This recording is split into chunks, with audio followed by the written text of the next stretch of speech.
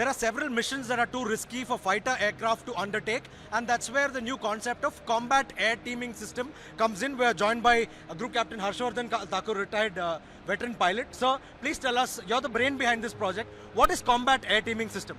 So combat air teaming system was something developed at HAL as a concept in 2019, 2018, and then we showcased some of it in 2021, I think, and thereafter we made a prototype here. We are building 3 prototypes. One of the prototypes is here, which is going to do all the ground testing for us, and all the systems would be tested. Combat air teaming per se is a teaming of a manned aircraft with a few unmanned wingmen, which will go across the border. The wingmen will go into intense A2AD zones and perform their task like a strike mission or a ISR mission and come back and land at base. So they are recoverable, they will turn around and they'll go for missions again. They don't get tired, you refuel and you keep flying them throughout the day.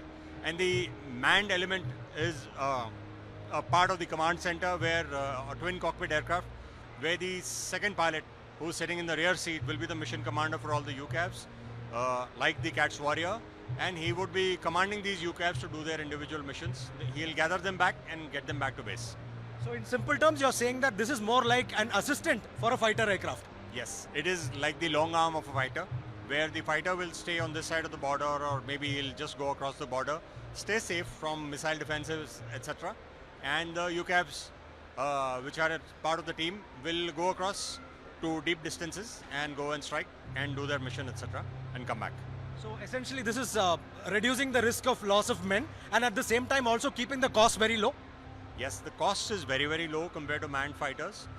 Although these are single mission aircraft, UCAVs tend to be single mission birds, they are not multi-role aircraft, so the cost is naturally low. They are a little smaller and they don't have the manned element, so the cost is low because of that. But they tend to give a performance which is equivalent to a simple cruise mission of a fighter aircraft. So that is itself very useful. They can go long distances and come back. They can be quite effective on a long-term basis. You can have a 1-month war, you can have a 5 years war. They will sustain that kind of war also. What are the roles? Gathering intelligence, bombing? Yes, bombing is very much a role. If you see under the CATS Warrior, there are 2 bombs. It can carry up to 4 bombs, 2 in the internal base and 2 in the external base. So its main mission is a strike mission where it fires bombs, which are glide bombs which go a long distance, 50-100 kilometers. Other than that, it can do reconnaissance missions, it can collect intelligence and give it back to the base. And it can also do some EW work where it will do some jamming for the fighters, and it will behave like a decoy where the enemy aircraft or enemy defenses will feel that it is a manned fighter which is coming, whereas it will be one of these CATS Warriors. It will go get away and the manned fighters will go in and do their job. Okay. By when can we expect it to be flying and operational?